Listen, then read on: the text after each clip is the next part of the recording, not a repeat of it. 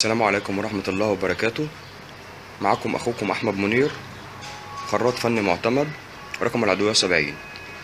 هنتكلم النهاردة عن طريقة اختبار الشفط، أو اختبار جودة كفاءة الشفط.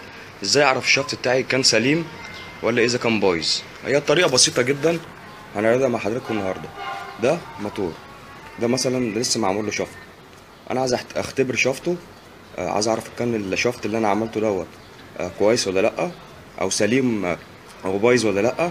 فانا بختبره ازاي؟ لان في ناس كتير قوي بتتساءل عن ازاي ان انا اختبر شفط. ده الموتور،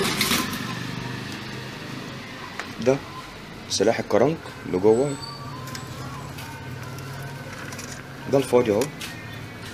فانا عشان اختبر الشفط مظبوط لازم انا اقفل السلاح دوت، لان الشفط بيختبر على الحته المقفوله دي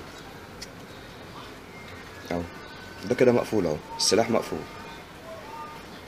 اختبره عن طريق البنزين، يعني هجيب بنزين عادي، بس لازم يكون بنزين مخلوط بالزيت، بنزين مخلوط وعليه زيت، ما ينفعش بنزين بس.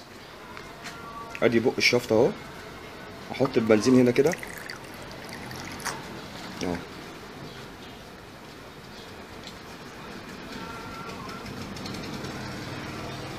زي ما احنا شايفين البنزين كده واقف، يبقى انا كده شفت تمام مظبوط.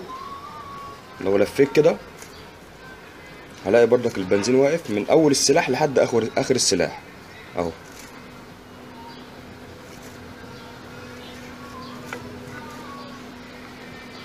دي طريقة اختبار الشفط. كده شفط كده مظبوط تمام، البنزين واقف ما بيسربش من اول السلاح لحد اخر السلاح. ده كده مفتوح اهو، البنزين كده نزل اهو عشان ده مفتوح اهو. مقفول، هختبره تاني.